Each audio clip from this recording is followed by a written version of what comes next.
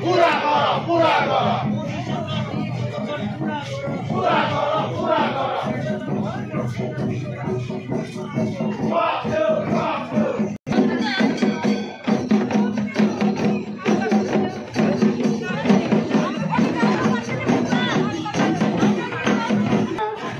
आकर्षण गर्न चाहन्छु। अब हाम्रो हजुरहरूलाई एउटा निवेदन, हजुरहरू 1 घण्टाको लागि ध्यान आकर्षण गरेर बसिनु होला। अब हामी हाम्रो कार्यक्रम सुरु गर्न लागेका छौँ। हाम्रो कार्यक्रम सुरु हुन लागिरहेछ। सर्वप्रथम भारतीय गोर्खा भारतीय जनजाति महासंघका अध्यक्ष महोदय श्रीमान एमएस राईज्यू, दीपक प्रधानज्यूलाई पनि यहाँ आसन ग्रहण गरिदिनुहुन। कर्नल टिआर गुरुङ सरलाई पनि यहाँ आसन ग्रहण गरिदिनुहुन। त्यसरी नै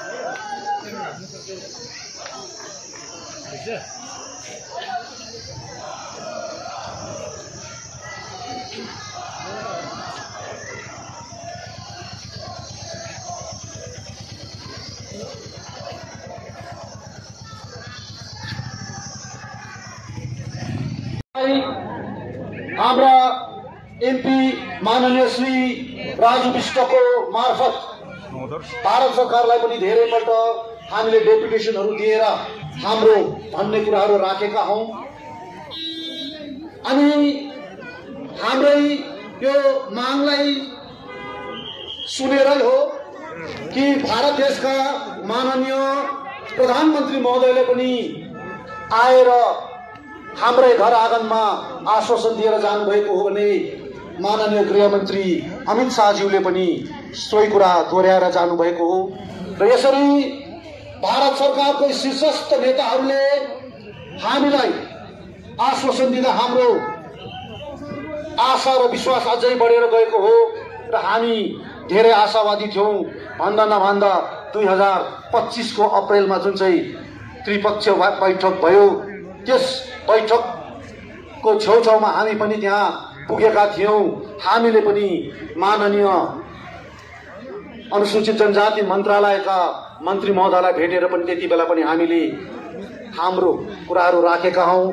दस्तावेजहरू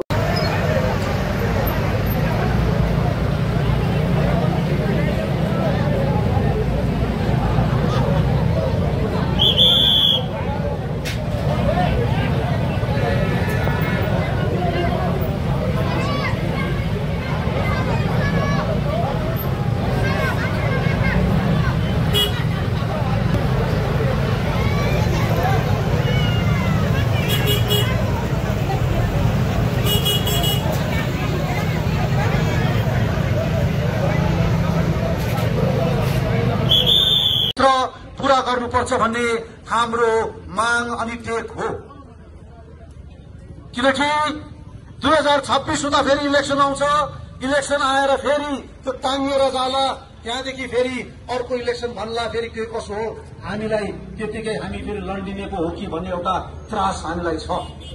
तसर्थ हामी आज यहाँ दार्जिलिङको यो मुटु चौक बजारबाट भारत सरकारलाई मात्र नभएर औदामा भएका जो जग्गामा छन्, जसको पहुँच छन्, जसको भनाइ लाग्छन्, उहाँहरूलाई पनि हामी भन्छौं तपाईहरूले यो 11वटा छुटिएका जात गोष्ठीको जुन चाहिँ माग छ, यो तपाईहरूलाई विदित छ, यो न्याय उचित हो, सरकारबाट पनि भइसकेको कुरा छ। तर किन ढिलाइ भइरहेको छ? यहाँहरूले मञ्चबाट मात्र नबोलेर, मिडियामा मात्र नबोलेर दस्तावेजीकरणको हिसाबले सम्बन्धित विभागहरूलाई लेख्ने काम, भेट्ने काम पनि गरिदिनुहोस् भनेर हामी यहाँबाट भन्न चाहन्छौं। र भारत सरकारले अविलम्ब यो 2025 को यो शीतकालीन सत्रमा यो 11वटा जात गोष्ठीको विषयलाई बिलमा ल्याएर पारित गरेदेखि हामी कृतज्ञ रहनेछौं, सदैव आभारी रहनेछौं। अनि यस्तो प्रकारले यदि हामीलाई फेरि पनि झुक्याइने, पोल्याइने काम गरेको खण्डमा हामी 11वटा जात गोष्ठी पनि सोच्नमा सायद बाध्य हुन्छौं।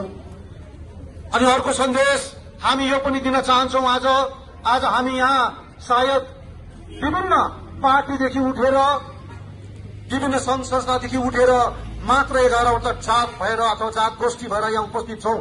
अब हामी पनि तयार बस्नुपर्छौं, हामीले पनि सायद कतिपय कठोर निर्णयहरू लिनुपर्छ होला भन्ने जस्तो हामीलाई लागिरहेको छ। र यसको